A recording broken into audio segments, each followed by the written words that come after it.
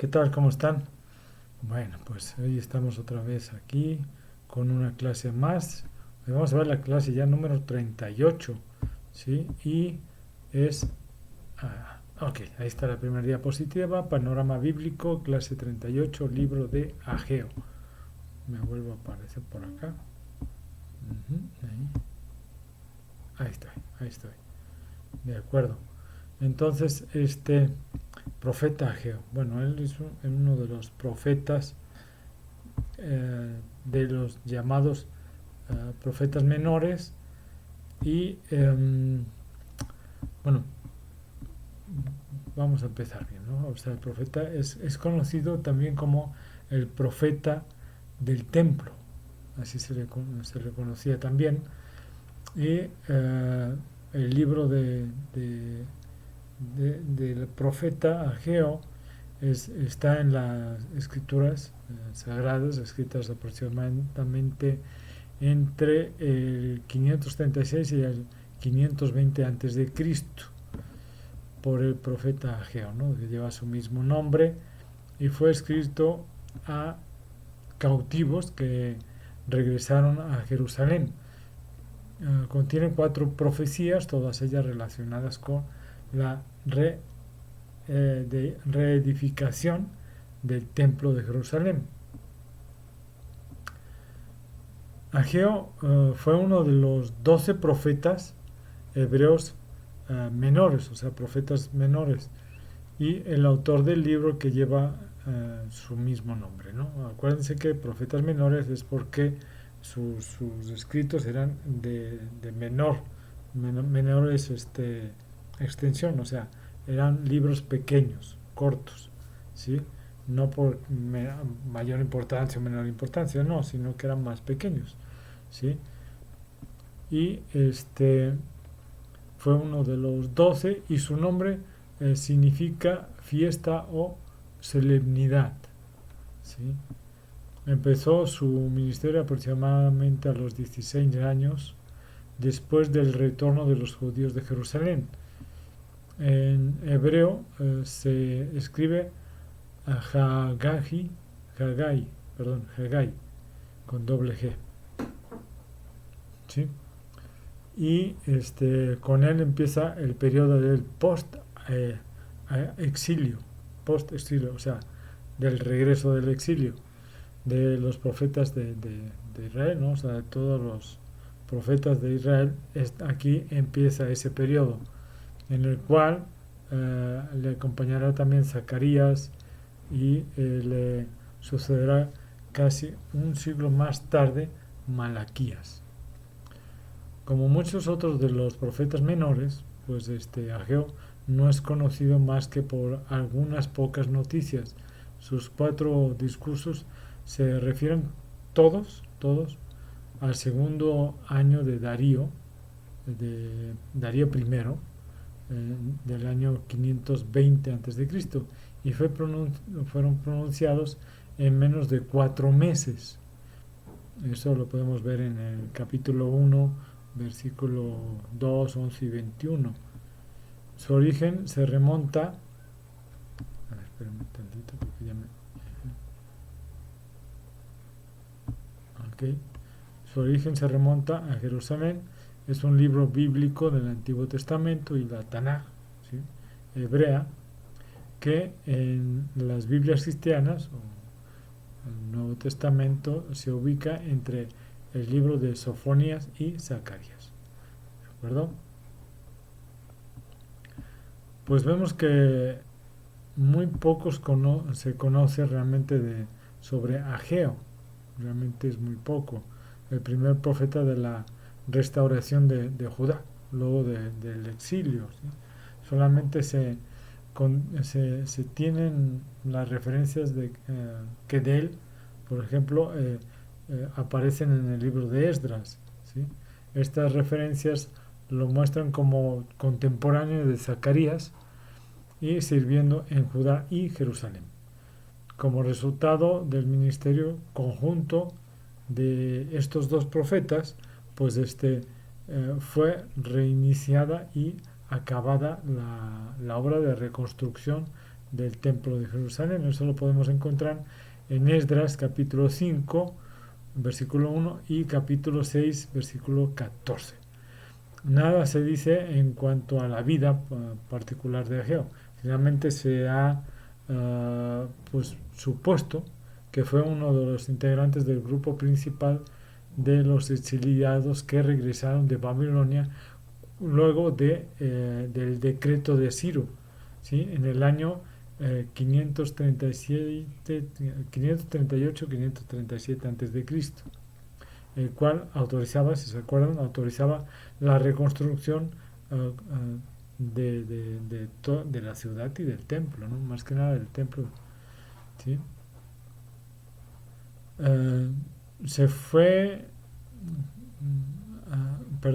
así fue como él sería testigo de las obras tanto iniciales y del colapso también transcurrido en el cual tuvieron que enfrentar la oposición, ¿sí? de muchos de los gobernantes que manejaban todas las provincias cercanas a Jerusalén, porque pensaban que se iba a levantar de nuevo el pueblo de judío y los iba incluso a sacar de sus tierras y volver a tener la esplendor que tuvo, ¿sí? Que había tenido, y que por lo tanto podía llegar a ser supuestamente para ellos un peligro, ¿no? Entonces se estima que nació durante los 70 años de esclavitud en Babilonia y que regresó a Jerusalén con Zorobabel. El libro de Ageo contiene 4 profecías, todas ellas relacionadas precisamente con la reedificación del templo, ¿sí? Bajo Zorobabel, ¿sí? Dios levantó a Ageo y a Zacarías para animar al pueblo a reedificar su casa, ¿sí? La casa de Dios. A fin de tener un cuadro de las condiciones de este periodo, los primeros capítulos de Esdras dan el contexto en el que actúa precisamente este profeta, ¿no? Ageo. En el primer discurso o primer discurso, ¿no? Del cual se habla Ageo al pueblo, exhorta a proseguir con la reconstrucción del templo. En el segundo, consola a los que habían visto la gloria y la magnificencia del templo de Salomón, o sea, el templo anterior. En el tercero, anuncia la futura bendición de Dios y la gloria del templo, y en el cuarto se dirige a Zorobabel, que era hijo de David, y le menciona la promesa del futuro reino mesiánico. Dios buscó advertir a la gente que buscara sus palabras, o sea, la palabra de Dios. No solo Dios les advirtió, sino que también les ofreció promesas a través de su siervo Ageo, pero para motivarlos a seguir trabajando y seguir reconstruyendo el templo, por haber revestido al pueblo de Dios de sus prioridades. Entonces querían que otra vez volvieran a tomar esas prioridades, la prioridad de reconstruir el templo para que realmente los que estaban en cautiverio se animaran a regresar a Jerusalén y a volver a reconstruir toda la ciudad, ¿no? Recordemos que realmente son pocos los que regresan del exilio, ¿no? La gente que estaba allá no creía que pudieran volver a reedificar toda lo que era no solo las murallas, ¿no? Sino toda la ciudad, el templo, todo, sino no lo creían, ¿no? Pensaban que no era posible, ¿sí? Entonces, habiendo fracasado en poner a Dios en el primer lugar de sus vidas, Judá fue enviada al exilio babilónico, ¿no? Entonces, eh, aquí está. En respuesta a la oración de Daniel, ¿sí? Que está, acuérdense que él estaba en el exilio, ¿no? Y en su cumplimiento de las promesas de Dios, Dios dirigió a Ciro, el rey de Persia, a permitir que los judíos que estaban en el exilio regresaran a Jerusalén. ¿Sí? Un grupo de judíos regresaron a Jerusalén en gran gozo, puso a Dios en primer lugar en sus vidas, lo adoraron y comenzaron a reconstruir el templo de Jerusalén. Sin el apoyo de la gente local que vivía en Palestina, realmente lo hicieron ellos solos. Su valentía fue, su valentía y su fe, ¿sí? Se encontró con oposición de la población local, así como del gobierno persa durante aproximadamente 15 años. O sea, durante 15 años se paró la reconstrucción del templo, ¿sí? Pero el Ageo vuelve a animar al pueblo para que vuelvan a trabajar en la reconstrucción del templo. Como con la mayoría de los libros de los profetas menores, Ageo pues termina con promesas de restauración y bendición, ¿sí? En el último verso, Ageo, el 2.23, o sea, capítulo 2, versículo 23, Dios utiliza un título distintivamente mesiánico en relación a Zorobabel, siervo mío, ahí dice, ¿sí? Y que podemos comparar con segundo libro de Samuel, capítulo 3:18, primer libro de Reyes, capítulo 11:34, Isaías 42, Ezequiel 37, versículos 24 y 25, ¿sí? Entonces, a través de Ageo, uh, Dios promueve, Dios promete hacerlo como un anillo de sellar, ¿sí? Lo cual era un símbolo de honor, de autoridad, de poder, ¿sí? Algo como un credo de rey, ¿no? ¿Se acuerdan que les ponían sus sellos para que realmente supieran que eran de esas personas, ¿no? Utilizando para sellar no solo decretos, sino cartas, un montón de cosas, ¿no? O sea, todo lo que era enviado. Zorobabel, como el anillo de sellar de Dios, representa la casa de David y la reanudación de las líneas mesiánicas interrumpidas en el exilio. Zorobabel estableció el linaje davínico de los reyes que culminará con con el reinado milenial, o sea, de Cristo, ¿sí? Como rey milenial. O sea, va a ser ya reconstruido el templo donde Cristo va a reinar y va a ser durante 1000 años, ¿no? El milenio. Entonces vemos que ahí Zorobabel aparece en el linaje de Cristo tanto por parte de José, Mateo capítulo 1 versículo 12, como por el lado de María, Lucas 3:27. Acuérdense que son los dos linajes, ¿no? Uno en José, en Mateo se ve el de José y en Lucas se ve el de María. Es probable que Ageo haya retornado en el primer grupo luego de haber transcurrido los 70 años de cautiverio babilónico, aproximadamente en el año 537 a 536 a.C. El rey Ciro de Persia había firmado el edicto en el año 538 o 37, si se acuerdan que lo habíamos mencionado, para que los judíos pudieran retornar a Judá, y volvieron 42.360 de ellos, o sea, bien poquitos, y comenzaron a reconstruir el templo de Jerusalén, que había sido destruido en el 536. Todos estos eventos que forman el marco histórico del libro de Ageo, ¿sí? Son descritos con detalle en el libro también de Esdras, ¿sí?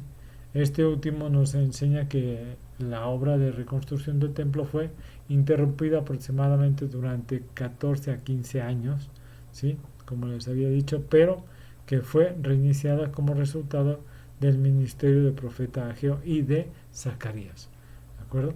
En el segundo año del reinado de Darío I de Persia. La reconstrucción del libro fue realizada en el sexto año del reinado de Darío. Esto lo vemos en Esdras, capítulo 4, versículo 24, capítulo 5, versículo 1 y 2, capítulo 6, versículo 14 y 15. ¿Sí? Ageo busca desafiar al pueblo de Dios con respecto a sus prioridades. Él solo llamó a reivindicar y glorificar a Dios, reconstruyendo lógicamente el templo, a pesar de la oposición local y oficial. Ageo los exhortó a no desanimarse porque este templo no tuviera no estuviera tan ricamente decorado como el anterior, ¿sí? Como el de Salomón. Perdón.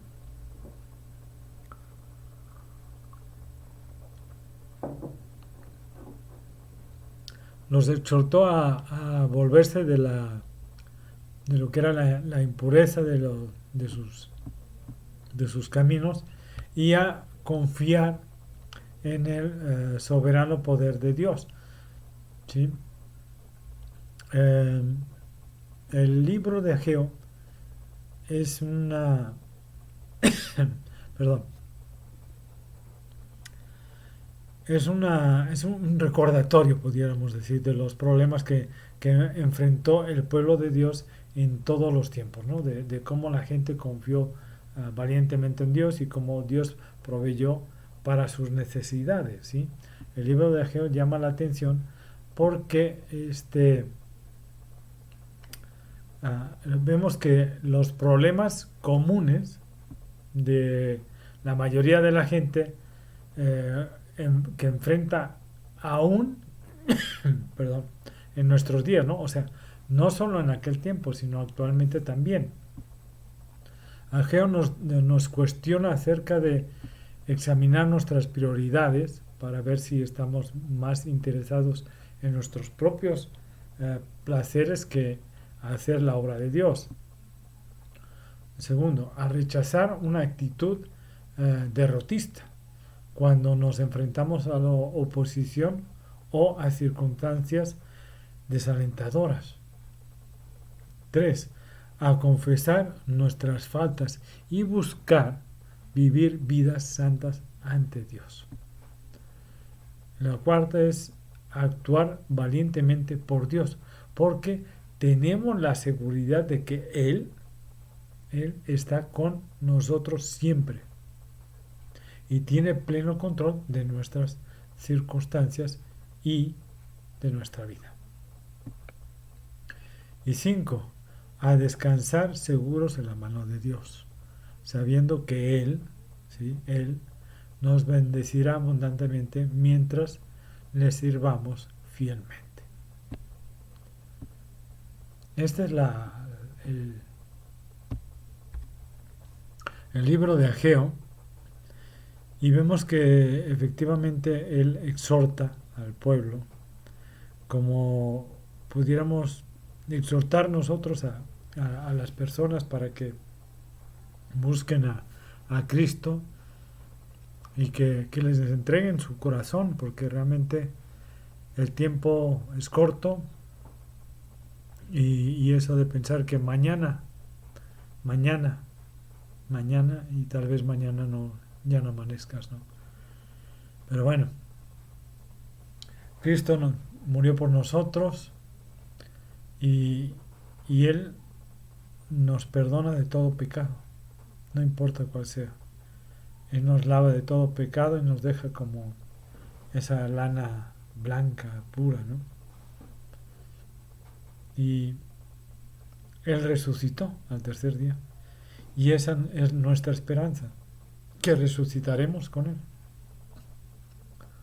Así es que estaremos junto a Él en el milenio, resucitados los que hayan muerto o los que hayan sido arrebatados porque aún estaban vivos, iremos con Él y seremos glorificados y volveremos en el milenio con nuestro Señor Jesucristo. Que Dios les bendiga, hermanos, y nos vemos en la próxima semana ya con la 39, la clase 39. Hasta luego, un abrazo, cuídense mucho, bye.